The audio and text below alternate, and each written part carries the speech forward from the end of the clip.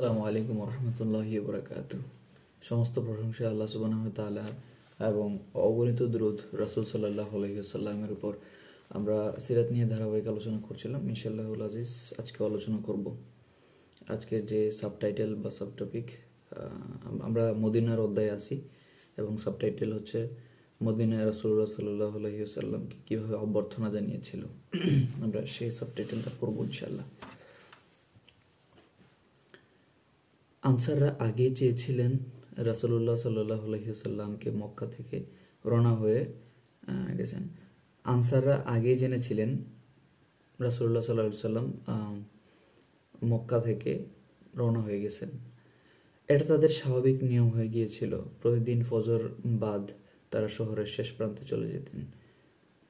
রাসূলুল্লাহ সাল্লাল্লাহু আলাইহি ওয়াসাল্লামের আসার অপেক্ষা করতেন এবং রৌদ্রতাপ প্রখর ও তীব্র না হওয়া, সহ্যের বাইরে না চলে যাওয়া ও ছায়া বিশ্রাম নিতে বাধ্য না হওয়া পর্যন্ত তারা সে স্থান ত্যাগ করতেন না।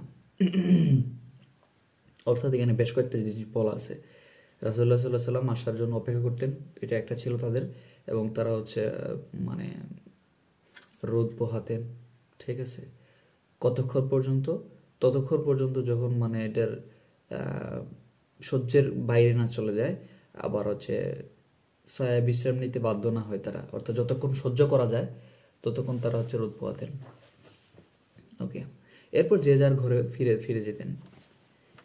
এ সময় ছিল গ্রীষ্মের মৌসুম, ফলে রৌদ্রের তাপ তীব্র ছিল, প্রচণ্ড। রাসূলুল্লাহ সাল্লাল্লাহু আলাইহি ওয়াসাল্লাম যে সময় মদিনায় গিয়ে উপস্থিত হন, সে সময় আনসারগণ প্রতিদিনের স্বাভাবিক অপেক্ষার পর যার যার ঘরে ফিরে গেছিলেন। সবার আগে একজন ইহুদি রাসূলুল্লাহ সাল্লাল্লাহু আলাইহি ওয়াসাল্লামকে মদিনার পানে আসতে দেখে ইহুদিরা প্রতিদিন আনসারদের এভাবে অপেক্ষা করতে দেখত। রাসূলুল্লাহ সাল্লাল্লাহু আলাইহি ওয়াসাল্লামকে দেখতে পেয়ে সে সজোরে ডাকতে এবং রাসূলুল্লাহ সাল্লাল্লাহু আলাইহি ওয়াসাল্লাম আসা সংবাদ জানিয়ে দেয়। রাসূলুল্লাহ সাল্লাল্লাহু আলাইহি ওয়াসাল্লাম আসা সংবাদ পেতেই যে যার বাড়ি ঘরে বেরিয়ে পড়েন। তারা দেখতে পান নবী করিম সাল্লাল্লাহু আলাইহি ওয়াসাল্লাম একটি খেজুর গাছের ছায়ায় বিশ্রাম নিচ্ছিলেন, সাথে আবু বকর রাদিয়াল্লাহু তাআলা আনহু। হযরত আবু বকর রাদিয়াল্লাহু তাআলা আনহু রাসূলুল্লাহ সাল্লাল্লাহু আলাইহি ওয়াসাল্লামের প্রায় সমবয়সী ছিলেন। আনসারদের অধিকাংশই ইতিপূর্বে আর কখনো রাসূলুল্লাহ সাল্লাল্লাহু আলাইহি সাল্লামকে দেখেন নাই। আচ্ছা, ফলে আগ্রহ ভরে তারা উভয়ই ঘিরে ধরল এবং কখনো বা রাসূল মনে করে হযরত আবু বকরকে সালাম করছিলেন। অর্থাৎ আবু বকর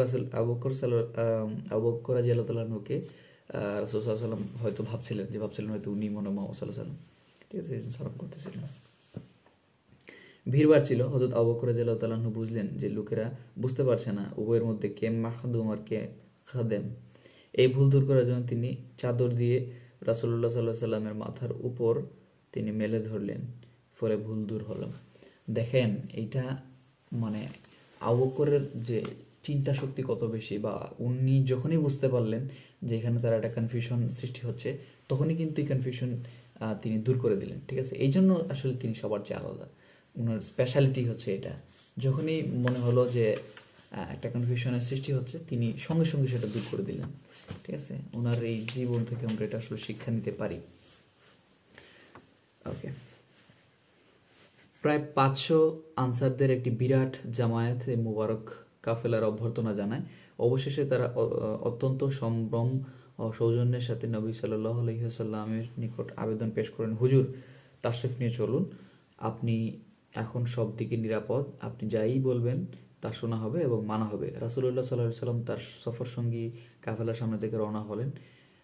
এদিকে রাসূলুল্লাহ সাল্লাল্লাহু আলাইহি ওয়াসাল্লামকে অভ্যর্থনা জানাতে গোটা মদিনা যেন ভেঙে পড়ল। সবাই তাকে খুশ আমদেদ জানাতে উদগ্রীব। মহিলারা দালান কোঠার ছাদে উঠে নবাগত কাফেলাকে দেখছিল এবং একে অপরকে বলছিল, এদের মধ্যে মহানবী সাল্লাল্লাহু আলাইহি ওয়াসাল্লামকে। হযরত আনাস রাদিয়াল্লাহু তাআলা আনহু বলেন, এরপর আমরা আর কখনো এই দৃশ্য দেখতে পাইনি। অর্থাৎ মহানবী সাল্লাল্লাহু আলাইহি ওয়াসাল্লাম আসা উপলক্ষে যে একটা আমেজ তৈরি হয়েছিল, এটা পরবর্তীকালে আর দেখা যায়নি। ওকে, পথঘাটে, লোক চলাচলের রাস্তায়, ঘরের ছাদে, খিড়কি পথে ও দরজায়, এক কথা সবখানেই জামায়াত। আবাল বৃদ্ধ বনিতা মণিবৃত্ত সকলের মুখে একই আওয়াজ, আল্লাহু আকবর, রাসূলুল্লাহ সাল্লাল্লাহু আলাইহি সাল্লাম এসেছেন, আল্লাহু আকবর, মুহাম্মদ এসেছেন, আল্লাহু আকবর, আল্লাহ রাসূল আগমন করেছেন।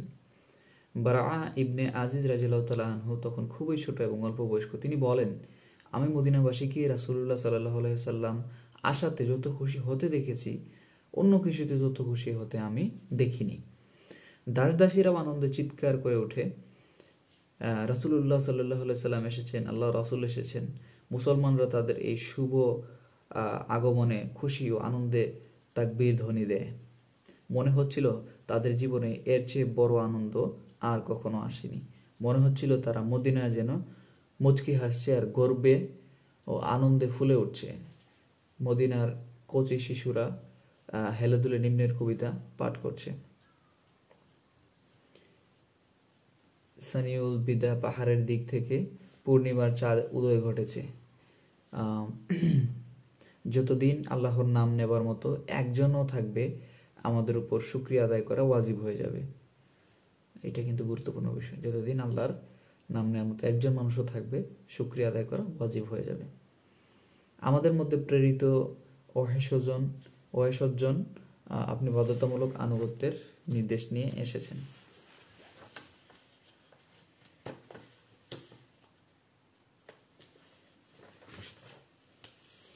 হযরত আনাস ইবনে মালিক রাদিয়াল্লাহু তাআলা আনহু সে সময় খুবই অল্প বয়স্ক ছিলেন। তিনি বলেন, যেদিন রাসূলুল্লাহ সাল্লাল্লাহু আলাইহি সাল্লাম মদিনায় তাশরিফ নেন, সেদিন আমি উপস্থিত ছিলাম।